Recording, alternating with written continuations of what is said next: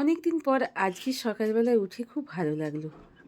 কতদিন এরমভাবে এরম সকাল আমি দেখিনি। রৌদ্র ঝলমল আকাশ, চারিদিকে কি সুন্দর রোদের ঝলমল। কিন্তু দেখুন যত ছাদের ওপরের দিকে রোদ, আমাদের বাড়িতে এখনও রোদ আসতে অনেক দেরি। সেই রোদ আসবে 11টা, সাড়ে 11টায়। যদিও আমার বাসন মাজা হয়ে গেছে, জল নেওয়া হয়ে গেছে, ধোয়াধুয়ি হয়ে গেছে, ঝাঁটপালা দেওয়া হয়ে গেছে, কিন্তু কাচাকুচিগুলো এখনও করে উঠতে পারবো কি না জানি না। আজকে একটু ব্রেকফাস্ট তৈরি করব, একটু মটন চিকেন যা হোক কিছু রান্নাবান্না করব, একটু ভাবছি ঘরের কাজকর্ম করব, দেখা যাক কী হয়। সেই সঙ্গে আমার বাবিটা আজকে বাড়িতে আছে। তো সব বাইরের কাজকর্ম করে চলে এলাম। একটু চালটাকে ভালো করে এদিকে দুধটা বসিয়ে দিয়েছি। এখানে হাঁড়িতে জল নিয়ে নিয়েছি, ভালো করে চালটাকে ধুয়ে টুয়ে নিয়ে এবার আমি ভাবছি সকাল সকাল আগে ভাতটা করে নিই, কারণ ভাতটা হতে আমার অনেকক্ষণ টাইম লাগে জানেন তো।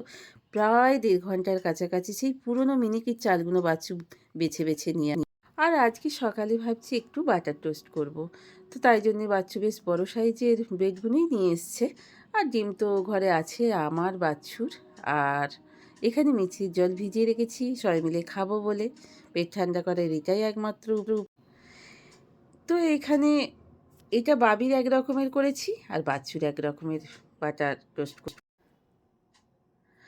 তো আবারও হঠাৎ করে কালকে বিকেলে বাবা বাড়ি গিয়েছিলেন, ফোনটা ফেলে গিয়েছিলেন। বাবা এসে গেলেন, বাবার জন্য আবার একটু তৈরি করছি বাটার টোস্ট। আর আমার জন্য বরাদ্দ নয় জলমুড়ি। বাবা ছিটকে বাটা চলে যাচ্ছে, এত শক্ত হয়ে গেছে, ভিজে থাকে তো। তো আর আমার জন্য ভেবেছি তো জলমুড়িই আমার অবশিষ্ট আছে। তো যাই হোক, জলমুড়িই আমার খাবো।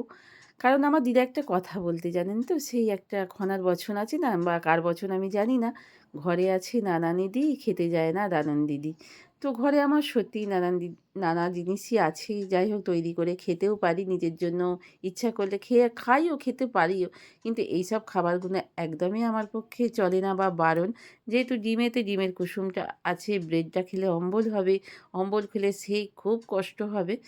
তো তাই জন্য যতটা পারি অ্যাভয়েড করারই চেষ্টা করি, নিজের শরীরের জন্য। সংসারটাকে তো চালিয়ে নিয়ে যেতে হবে। তো চলুন, এই ব্যস্ততম রবিবারে আজকে এইসব কাজ দিয়েই শুরু করেছি সারাটা দিন। তো চলুন, এই খাওয়া দাওয়া, মটন চিকেন। তো আজকে কী ভেবেছি বলুন তো, একটু বাচ্চুকে বলেছি বেতর শাক আনতে, বেতর শাক ভাজবো। আর মটন করবো, মটন যদিও অবশ্য আমি খাই না। তো বাবারও ব্রেকফাস্টটা রেডি হয়ে গেল। চলুন দেখি বাচ্চুবাবু বাজার থেকে কী নিয়ে এসছে। ও বাবা, 1 কেজি মটন দেখুন। ওরে বাপ রে বাপ, কত মটন নিয়ে এসছে দেখুন। ওহ, এই দুজন তিনজনেই খাবো বলে হারি বাবা। আর আমার জন্য মনে হয় দুজনেই খাবে, বাবা যদিও আসবেন। তো আমার জন্য আবার চিকেন অল্প করে নিয়ে এসছে। তো চলুন আজকে মটন, চিকেন, কাটাপোনা মাছ এই দিয়েই দিনটা চলুন। আজকে ভাবলাম মটনটা একটু অন্যরকমভাবে আমি করব। তো আমি হাঁড়িতে করে করব, একেবারে মশলা টশলা মাখিয়ে নিয়ে মটনটা আমি হাঁড়িতে নিয়ে নিলাম, ধনেপাতা সব দিয়ে দিলাম। আর এখানে আদা রসুনের পেস্টটা আমি করে নিয়েছি।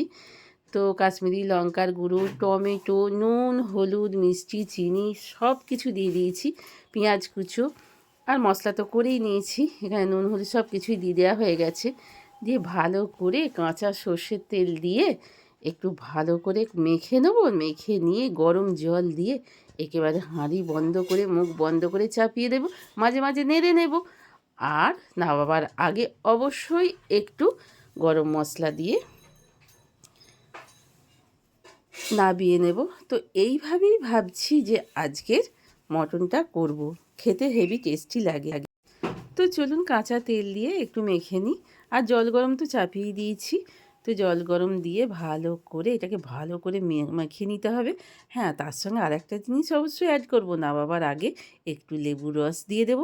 আর আমার ভাজা মশলা করা আছে, হোমমেড ভাজা মশলা।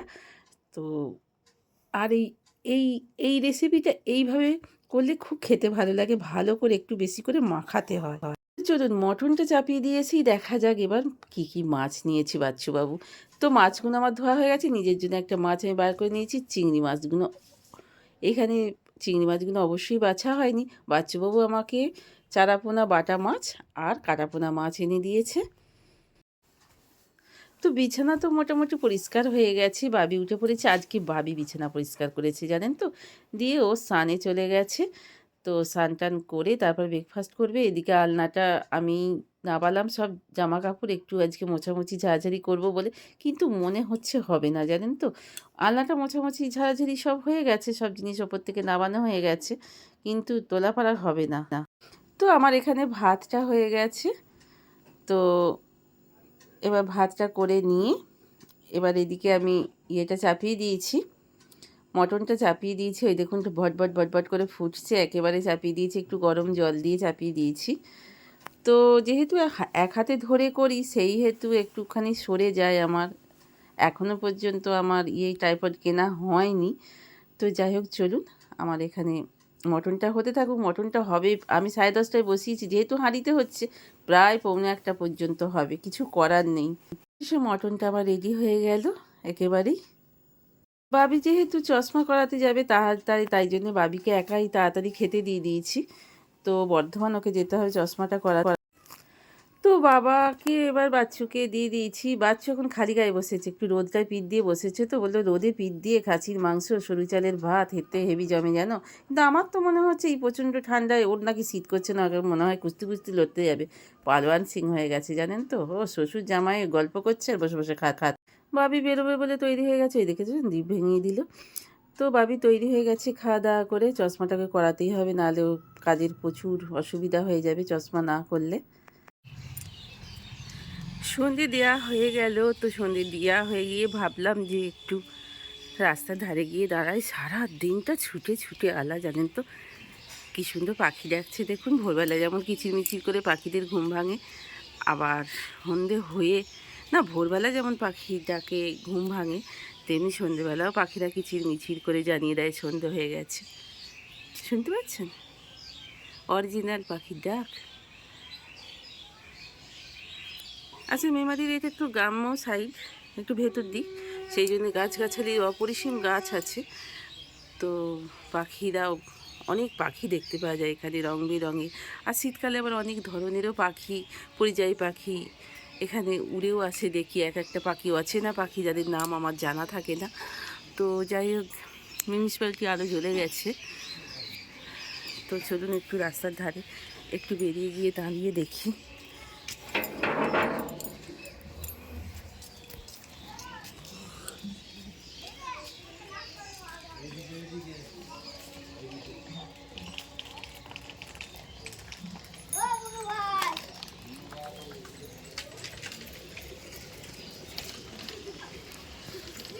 জানেন তো, তাড়াহুড়ো করে দেখানো হয়নি, বাচ্চু আজকে এই বাগানেতে ঘাস মারা দিয়ে দিয়েছে।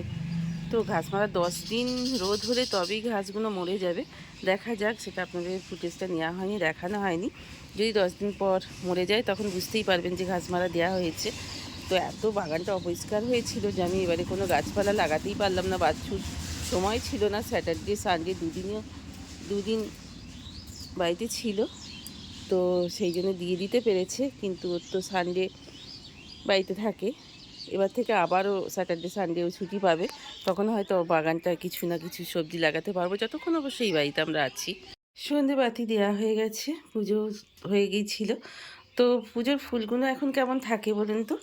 পুজোর ফুলগুলো সন্ধেবেলায় যদি সতেজ থাকে, গ্রীষ্মকালে যেমন নেতিয়ে হয়ে যায়, কিরম বিচ্ছিরি হয়ে যায়, তেমনি কিন্তু সন্ধেবেলায় শীতের সন্ধ্যের সময় ফুলগুলো, যে কোনো ফুলই একেবারে সতেজ থাকে। ফেলতে কিনা মন খারাপ হয়, মনে হয় ফেলবো না বলুন। আর যেন মনে হচ্ছে কি বলুন তো, ঠান্ডাটা একটু অল্প একটু কম মনে হচ্ছে, তাই জন্য সোয়েটারটা পরিনি। তো যাই হোক, তো কাগজটা সেই সকাল থেকে তো পড়ার সময়ই হয় না, কোনো রকমই সময় হয় না। এই সন্ধ্যেবেলার দিকটা একটু সময় পাই, তখন মনে হয় একটু চোখ বুলোই। আর কাগজে কী দেখার আছে, সেই রাজনীতির কচকচানি বকবকানি। আর মানে কাগজও দেখতে ইচ্ছে করে না, টিভিতে খবরও দেখতে ইচ্ছে করে না। মারামারি, খুন, রাহাজানি, এছাড়া আর এই প্রমোটারদের মৃত্যু, এই রহস্য, এই মোবাইল চোর, এই ভিডিও কল করে ছেলে মেয়েরা আত্মহত্যা করছে, এই তো সব খবর, তাছাড়া আর কিছু নেই এখন। ভালো কিছু ব্যস্ততম রবিবারে শুধু খাওয়া দাওয়াই চিন্তা, কি খাবো, সকাল থেকে ব্রেকফাস্ট কী হবে, লাঞ্চ কী হবে, ডিনার কী হবে, টিফিন কী হবে। কিন্তু বাবির চোখ কালকে চশমাটা হারিয়ে গেছে ট্রেনে উঠতে গিয়ে ভিড়ের চাপে, জানেন তো। ও চশমা করতে দিতে গেছে। বাচ্চু নানান মার্কেটিং ব্যস্ত আছে। বাবা কালকে আবার ফোন ফেলে গেছিলো, আজকে এসেছিলেন, বাড়ি চলে গেলেন। এখন আমি যেমন একা সন্ধ্যেবেলা তেমন একাকী আছি। আজকে ভাবছি ওবেলাকার মটনের বেশ কিছুটা থেকে গেছে, তো আর কোনো তরকারিপাতি কিচ্ছু করবো না, দুটো এক খাবল ভাত আছে আমি খেয়ে নেব, বাবির জন্য রুটি করে দেব। আর বাচ্চু বলেছে মুড়ি খেয়ে নেবো, পেট পাতলা মানুষ তো, দুপুরবেলা খাসির মাংস খেয়েছে, তাতেই অস্থির। কিন্তু যে যেরকম ভালো থাকে, যার শরীর যেমন বুঝবে সে তেমন খাবে, কারণ আবার কাল থেকে বেরোতে হবে, বয়স হচ্ছে, সাবধানে থাকাটাই ভালো। তো এই ব্যস্ততম রবিবারে নিজের জন্য তো কিছু সময় পাওয়া যায় না, একটু যে মুখগুলো একটু পরিষ্কার করব। সেদিন কলকাতা চলে গেলাম, একটু নেল পালিশ ফেল পালিশ পরাও নেই, কিছুই নেই, একটু কানের পরি নেই। রাস্তায় বেরিয়ে গিয়ে দেখলাম বাবা কীভাবে বেরিয়েছি, কলকাতা ঘুরতে এসেছি না কোথায় এসেছি নিজেই বুঝতে পারলাম না। তো যাই হোক, চলুন আজকে এবার জামা কাপড়গুলো গুছিয়ে নেব। আর একেবারে ইয়েতে নামিয়েছি, আলনাটাকে পরিষ্কার করবো বলে, তো আলনাটা থেকে জামা কাপড়গুলো নামিয়েছি, কখন গোছানো হয় দেখি। আজকে একটু সময় পেয়েছি, যেহেতু রান্নাবান্না সেইভাবে নেই। তো চলুন আজকে ভিডিওটা আমি ভাবছি যে সকাল সকালই একটু শেষ করে দেব। যদি ভালো লেগে থাকে তো একটা লাইক কমেন্ট করে দেবেন, নতুন বন্ধু হলে সাবস্ক্রাইব করে আমার পাশে থাকবেন। তো আজকের মতো এইখানেই শেষ করলাম। Good night.